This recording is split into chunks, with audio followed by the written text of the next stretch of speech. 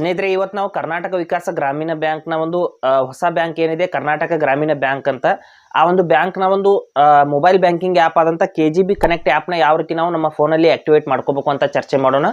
KGB app ಅಂದರೆ ಕರ್ನಾಟಕ ಗ್ರಾಮೀಣ ಬ್ಯಾಂಕ್ನ ಒಂದು ಮೊಬೈಲ್ ಬ್ಯಾಂಕಿಂಗ್ ಆ್ಯಪ್. ಅದ್ರ ಮೂಲಕ ನಾವು ಹಲವಾರು ಸೇವೆಗಳನ್ನ, ಬ್ಯಾಲೆನ್ಸ್ ಚೆಕ್ ಇರ್ಬೋದು, ಮಿನಿ ಸ್ಟೇಟ್ಮೆಂಟ್ ಇರ್ಬೋದು, ಅಥವಾ ಹಣ ವರ್ಗಾವಣೆ ಇರ್ಬೋದು, ಹಲವಾರು ಬೇರೆ ಬೇರೆ ರೀತಿಯ ಸೇವೆಗಳನ್ನ ನಾವು ಅಲ್ಲಿ ತಗೋಬಹುದು. ಆ ಆ್ಯಪ್ನ ನಾವು ನಮ್ಮ ಫೋನಲ್ಲಿ ಯಾವ ರೀತಿ ಆಕ್ಟಿವೇಟ್ ಮಾಡ್ಕೋಬೇಕು ಅಂತ ನಾನು ಸಂಪೂರ್ಣವಾಗಿ ಇವತ್ತು ಹೇಳ್ತೀನಿ. ಹಾಗೆ ನಮ್ಮ ಚಾನಲ್ಗೆ ಮೊದಲು ಬಂದಿದ್ದರೆ ದಯವಿಟ್ಟು ನಮ್ಮ ಚಾನಲ್ನ ಸಬ್ಸ್ಕ್ರೈಬ್ ಮಾಡಿಬಿಟ್ಟು ಪಕ್ಕದಲ್ಲಿರುವಂಥ ಬೆಲ್ ಐಕನನ್ನು ಪ್ರೆಸ್ ಮಾಡಿ ನಮ್ಮ ತಂತ್ರಜ್ಞಾನ ಆಧಾರಿತ ಬೃಹತ್ ಕುಟುಂಬದ ಸದಸ್ಯರಾಗಿ. ಸ್ನೇಹಿತರೆ, ಪ್ಲೇಸ್ಟೋರ್ ಮೂಲಕ ನೀವು KGB ಕನೆಕ್ಟ್ ಅಂತ ಒಂದು ಆ್ಯಪ್ ಇದೆ, ಆ ಆ್ಯಪ್ನ ಡೌನ್ಲೋಡ್ ಮಾಡ್ಕೋಬೇಕು. ಇಲ್ಲಿದೆ ನೋಡಿ, ಈ ರೀತಿ ಒಂದು ಸಿಂಬಾಲ್ ಇರುತ್ತೆ. ಈ ಆ್ಯಪ್ನ ಇನ್ಸ್ಟಾಲ್ ಮಾಡ್ಕೋಬೇಕು. ಮಾಡಿದ ನಂತರದಲ್ಲಿ ಇಲ್ಲಿ ಓಪನ್ ಅಂತ ಕ್ಲಿಕ್ ಮಾಡ್ಕೊಳ್ಳಿ. ನಾವು ಯಾವ ರೀತಿ ಪ್ರೊಸೆಸ್ ಇದೆ ಅಂತ ನಾನು ಸಂಪೂರ್ಣವಾಗಿ ಇವತ್ತು ನೋಡೋಣ. ಇಲ್ಲಿ ಓಪನ್ ಅಂತ ಕ್ಲಿಕ್ ಮಾಡ್ಕೋತೀನಿ. ಮಾಡಿದ ನಂತರದಲ್ಲಿ ಇಲ್ಲಿ ಈ ರೀತಿ ಏನಾದರೂ ಪರ್ಮಿಷನ್ಸ್ಗಳನ್ನ ಕೇಳಿದರೆ ಈ ರೀತಿ ಅಲೌ ಮಾಡಿದ ನಂತರದಲ್ಲಿ ನೋಡ್ಬೋದು, ಈ ರೀತಿ ಒಂದು ಫಸ್ಟ್ ಪೇಜಲ್ಲಿ ಇಂಟರ್ಫೇಸ್ ಇಲ್ಲಿ ಓಪನ್ ಆಗಿದೆ. ನಂತರದಲ್ಲಿ ಸ್ವಲ್ಪ ಈ ಕಡೆಗೆ ಸ್ಕ್ರೋಲ್ ಮಾಡ್ಕೋಬೇಕಾಗತ್ತೆ. ನೋಡಿ, ಸ್ಕ್ರೋಲ್ ಮಾಡಿದ ನಂತರದಲ್ಲಿ ಇಲ್ಲಿ ಲೆಟ್ಸ್ ಗೋ ಅಂತ ಒಂದು ಆಪ್ಷನ್ ಬರುತ್ತೆ, ಅಲ್ಲಿ ಕ್ಲಿಕ್ ಮಾಡ್ಕೊಳ್ಳಿ.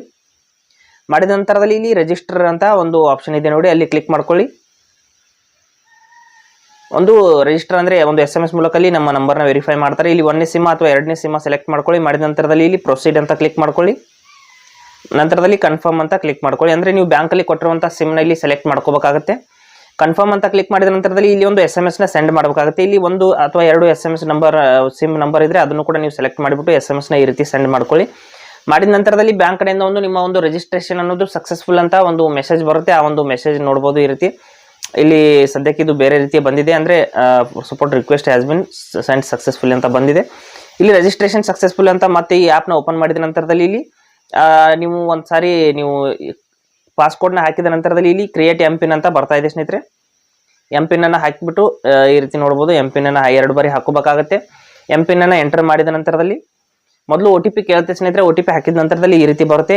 MPIN ಹಾಕಿದ ನಂತರದಲ್ಲಿ ಇಲ್ಲಿ ಡೆಬಿಟ್ ಕಾರ್ಡ್ ಅಥವಾ ಆಕ್ಟಿವೇಶನ್ ಕೋಡ್ ಅಂತ ಕೇಳ್ತಾ ಇದೆ. ನಿಮ್ಮ ಹತ್ರ ATM ಕಾರ್ಡ್ ಇದ್ರೆ ATM ಕಾರ್ಡ್ನ ಸೆಲೆಕ್ಟ್ ಮಾಡ್ಕೊಳ್ಳಿ. ಇಲ್ಲಾಂದ್ರೆ ನೀವು ಬ್ಯಾಂಕ್ಗೆ ಹೋಗ್ಬಿಟ್ಟು ಅಲ್ಲಿ ಒಂದು ಆಕ್ಟಿವೇಶನ್ ಕೋಡ್ ಸಿಗುತ್ತೆ, ಆ ಕೋಡನ್ನು ತಗೋಬೇಕಾಗುತ್ತೆ.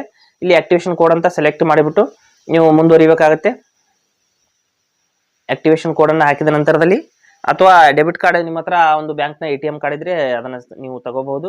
ಇಲ್ಲಿ ನೋಡಿ, ಎಂಟರ್ ಆಕ್ಟಿವೇಶನ್ ಕೋಡ್ನ ಹಾಕಬೇಕಾಗುತ್ತೆ. ಹಾಕಿಬಿಟ್ಟು ಕೆಳಗಡೆ last 4 digits of Aadhaar number ಅಂದರೆ ಕೊನೆಯ 4 ಅಂಕೆಗಳನ್ನ ಹಾಕಿಬಿಟ್ಟು ನೀವು ಸಬ್ಮಿಟ್ ಮಾಡಿದ ನಂತರದಲ್ಲಿ ಇಲ್ಲಿ ಸಂಪೂರ್ಣವಂತ ಆ್ಯಪ್ ಅನ್ನೋದು ಆಕ್ಟಿವೇಶನ್ ಆಗುತ್ತೆ. ಇಲ್ಲಿ ನೋಡ್ಬೋದು, ಈ ರೀತಿ ಆ್ಯಪ್ ಅನ್ನೋದು ಆಕ್ಟಿವೇಶನ್ ಆದ ನಂತರದಲ್ಲಿ ನೀವು ಎಲ್ಲ ಸೇವೆಗಳನ್ನ ಆಕ್ಸೆಸ್ ಮಾಡಬಹುದು.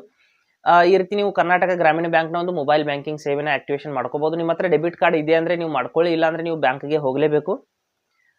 ಈ ರೀತಿ ನೀವು ಆಕ್ಟಿವೇಶನ್ ಮಾಡ್ಕೋಬಹುದು. ಹಾಗೆ ಸ್ನೇಹಿತರೆ, ಕೊಟ್ಟಿರೋ ಮಾಹಿತಿ ಸಂಪೂರ್ಣ ಮತ್ತು ನಿರೂಪಣೆ ಮಾಡಿದೆ ಶೈಲಿ ಉತ್ತಮ ಅಂತ ಅನಿಸಿದ್ರೆ ವಿಡಿಯೋನ ಲೈಕ್ ಮಾಡಿ ಮತ್ತು ನಿಮ್ಮ ಸ್ನೇಹಿತರಿಗೂ ಕೂಡ ಶೇರ್ ಮಾಡಿ. ಹಾಗೆ ಇದ್ರ ಬಗ್ಗೆ ಸಮಸ್ಯೆಗಳು, ಡೌಟ್ಗಳಿದ್ರೆ ಕಮೆಂಟಲ್ಲಿ ಅವಶ್ಯವಾಗಿ ತಿಳಿಸಿ.